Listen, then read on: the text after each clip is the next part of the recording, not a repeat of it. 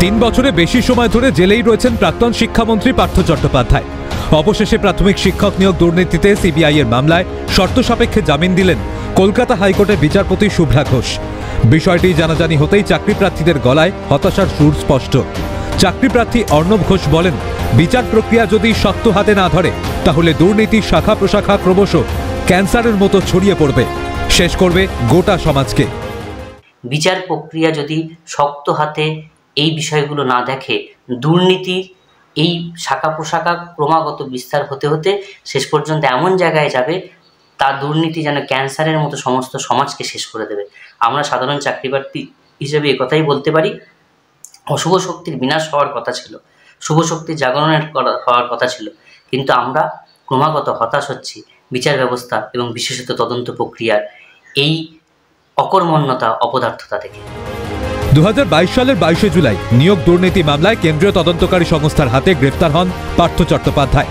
তার বান্ধবী অর্পিতা মুখোপাধ্যায়ের ফ্ল্যাট থেকে উদ্ধার হয় 50 কোটি টাকা ও বিপুল পরিমাণ সোনা।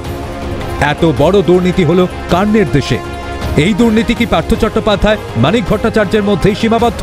প্রশ্ন তুলে দুর্নীতি যারা সংগঠিত করেছে তাদের উপযুক্ত শাস্তির দাবি জানিয়েছেন চাকরিপ্রার্থী অরুণিমা পাল। কার নির্দেশে এত দূর গেল সেগুলো কিন্তু আমরা আজও অধরা। কাকুর কণ্ঠস্বর আজও মিলল না। তাহলে মানিক ভট্টাচার্য আর এই পার্থ চ্যাটার্জি এদের মধ্যে কি আদৌ এই শিক্ষা দুর্নীতি সীমায়িত? তাকেও একটা ছোট্ট বালকও বিশ্বাস করে না। আমরা সবসময় চাইব যারা এই দুর্নীতিটাকে সংগঠিত করেছে তারা সমানভাবে অপরাধী, তারা বেশি অপরাধী, তাদের উপযুক্ত শাস্তি। জামিন পাওয়া নিয়ে খুব বেশি আলোচনার আছে বলে মনে হয় না। প্রতিক্রিয়া আইনজীবী ও সিপিএম নেতা বিকাশ রঞ্জন ভট্টাচার্যের। নিশানায় রাজ্যের শাসক দল তথা মুখ্যমন্ত্রী মমতা বন্দ্যোপাধ্যায়।